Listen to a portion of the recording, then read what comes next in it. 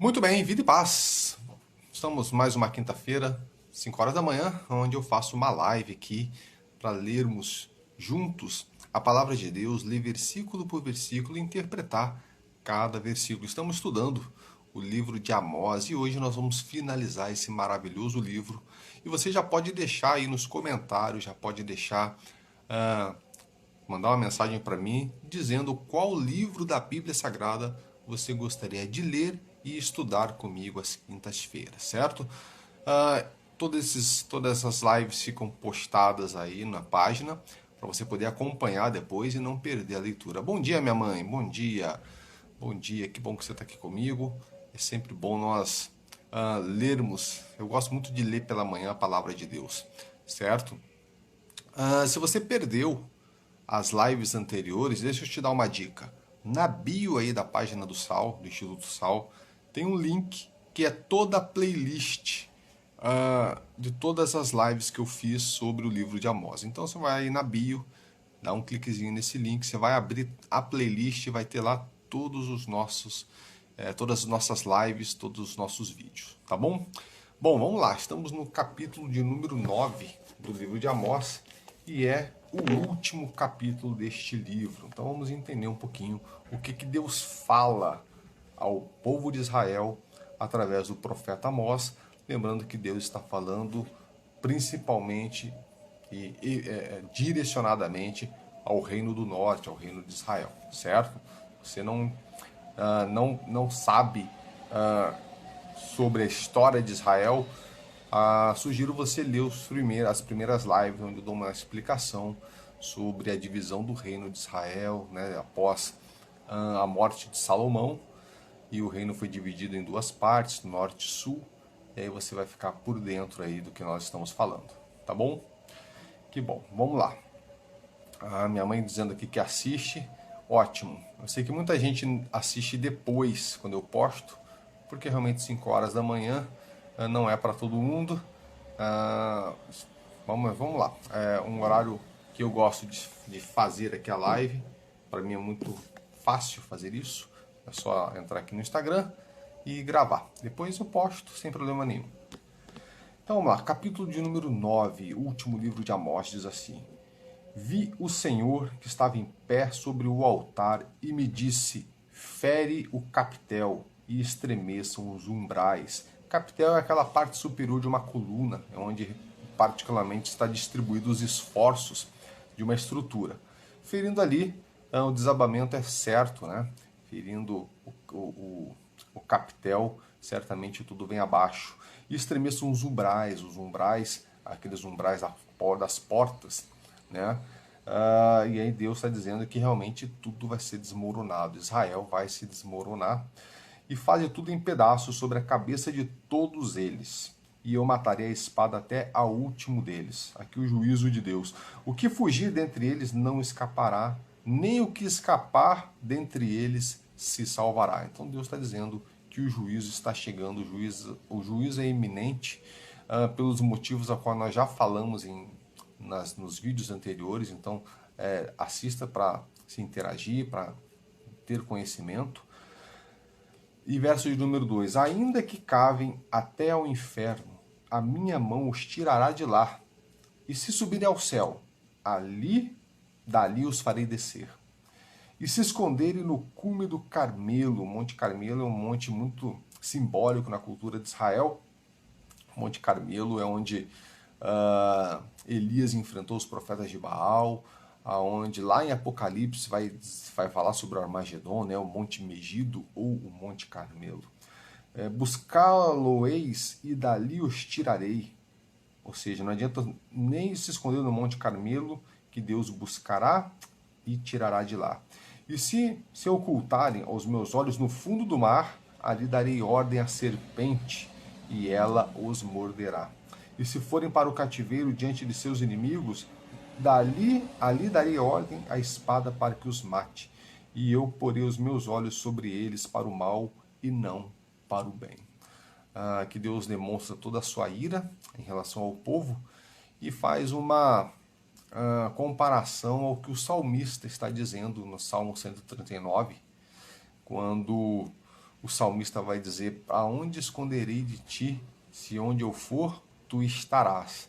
Então aqui não adianta tentar se esconder, não adianta subir aos céus, né? Lógico, uma analogia, não adianta descer ao inferno ou ao túmulo, porque Deus ali está. Não adianta nem se entregar voluntariamente, como no último verso aqui que nós lemos, o verso 4, não adianta nem se entregar voluntariamente ao exílio, porque lá eu darei ordem para que seja morto a fio da espada. Então aqui Deus está realmente dizendo o que ocorrerá, né? E verso de número 5, porque o Senhor, o Senhor dos exércitos, é o que toca a terra, e ela se derrete, e todos os que habitam nela chorarão, e ela subirá toda como o grande rio, e se submergerá como o Egito. E aqui Deus está dizendo que ele tem o controle realmente de toda a terra, é ele que governa, é ele quem fez, é ele quem criou, e ele quem subjuga. Assim como ele subjugou o Egito, assim como lá no êxodo de Israel, do povo hebreu, das terras egípcias, o exército opressor foi subjugado ao mar, aqui também. Aqui também o exército, o reino de Israel, o povo hebreu, estará sendo subjugado. Verso de número 6, ele é o que edifica as suas câmaras no céu, e a sua abóboda fundou na terra, e o que chama as águas no mar e as derrama sobre a terra. O Senhor é o seu nome. Algumas traduções está o eu sou, né? Fazendo aquela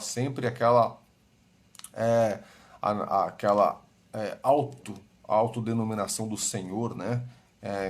A qual não revela o seu nome, e simplesmente ele se revela como o Senhor dos exércitos, o eu sou, o Deus Todo-Poderoso, enfim, ele que tem o domínio. Ele está dizendo assim: eu sou o mesmo, desde sempre eu tenho domínio sobre tudo, e eu estou dando ordens, eu estou derramando no meu juízo. E o meu homem, o meu profeta está aqui anunciando. Ele anunciou o arrependimento, vocês não se arrependeram, vocês não creram, e agora pagarão por isso. Verso de número 7. Não sois vós para mim, ó filhos de Israel, como os filhos dos etíopes? Diz o Senhor: não fiz eu subir a Israel da terra do Egito, e aos filisteus de Caftor, e aos sírios de Quir? Bom, Deus ele tem um relacionamento particular, né, pessoal com Israel. Aliás, eu já disse aqui que foi Deus mostra na história que Israel é a sua formação. Foi formada pelas suas próprias mãos, né? Pois a partir de 3 mulheres estéreis, isso não é coincidência, isso é Deus demonstrando na história que quem formou a nação de Israel foi ele, com as suas próprias mãos. Então, ele a partir de 3 mulheres estéreis, né? Ele forma uma nação, mas ele está dizendo aqui que assim como ele formou Israel, é dono de Israel, ele também é dono de tudo e de todos.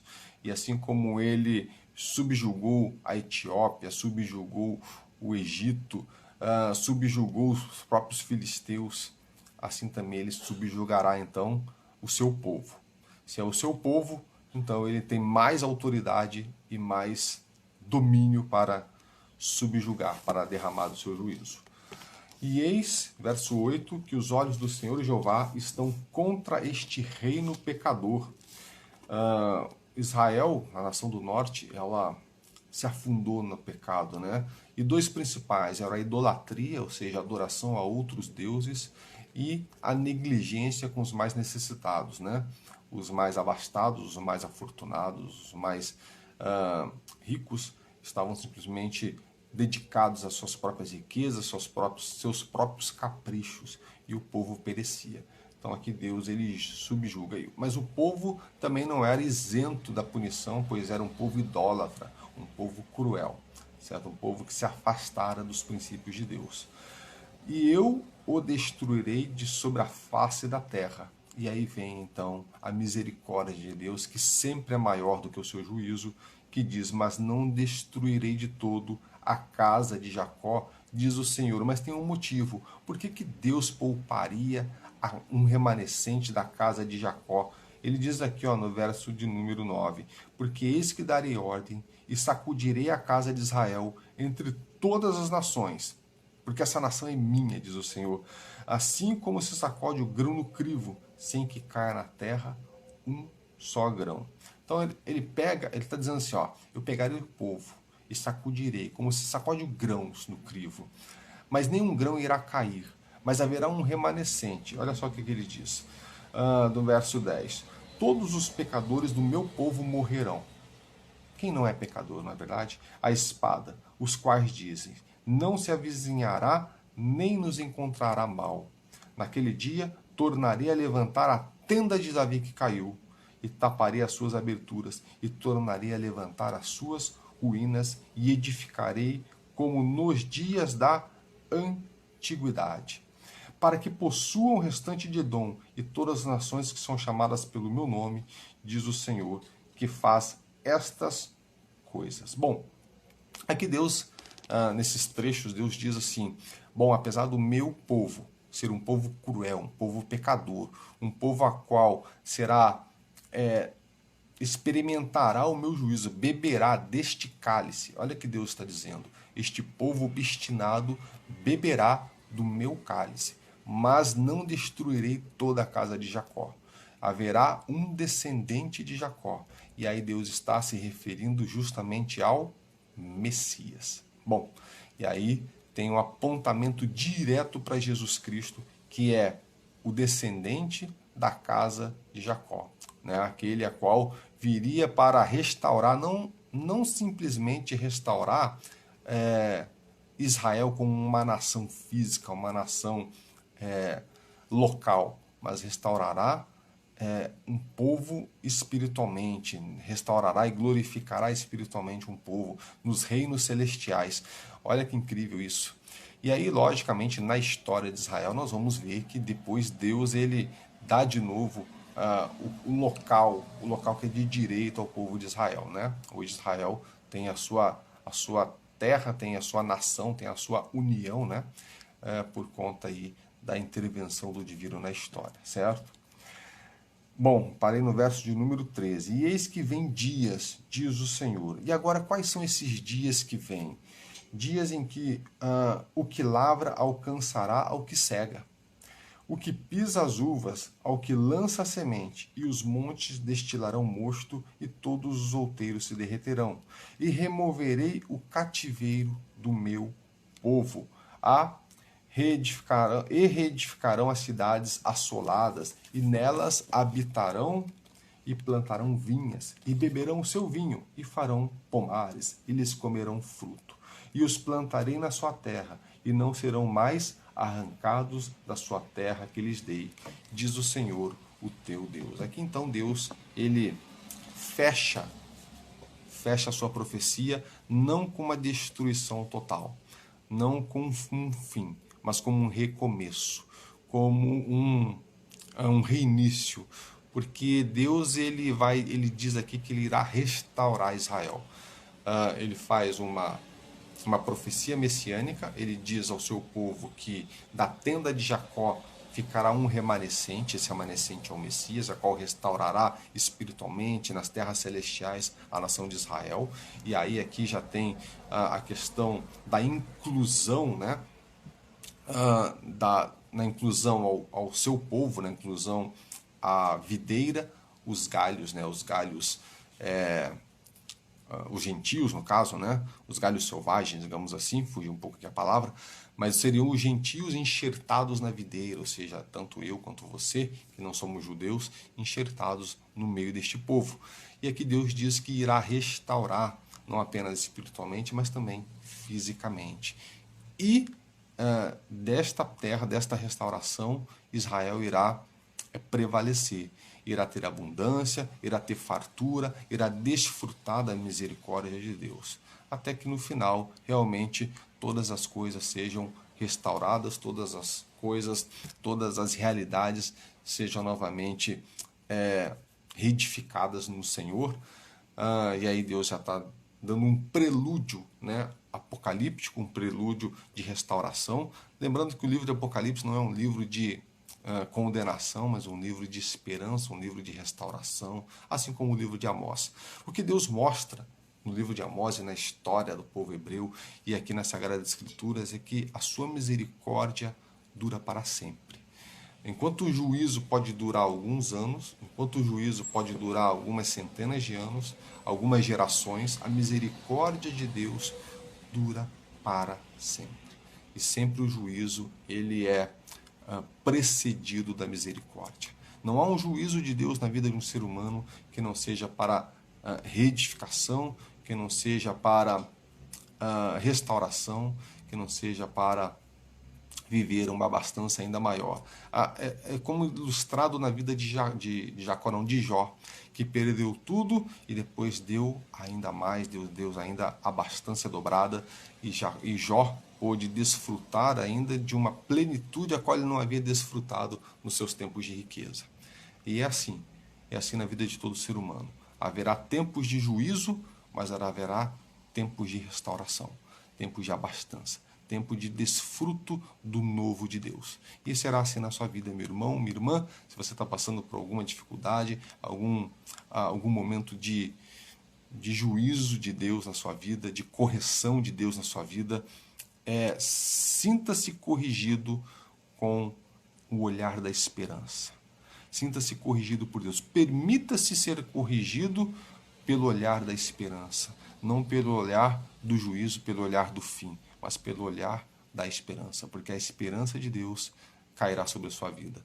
Tá bom? Que assim seja. Amém? Encerramos aqui então o livro de Amós e agora conclui-se realmente que o livro de Amós não é um livro de juízo, mas é um livro de esperança ao povo de Deus. Porque toda correção que vem do alto vem por um único motivo: te transformar em alguém melhor, te restaurar para viver algo que ainda será dado pelo Senhor, certo? Para viver uma abastança ainda maior. Então é isso. Espero que tenha gostado. Você que está me assistindo posteriormente, não esqueça, você vai lá na minha bio, clica no link e aí você pode assistir toda a playlist com todas as lives, tá certo? Enquanto isso, vai aguardar uma sugestão para nós lermos na próxima quinta-feira, iniciarmos na próxima quinta-feira um novo livro, um novo ciclo de estudo, tá certo? Beijo no seu coração, fica com Deus e até a próxima quinta. Grande abraço.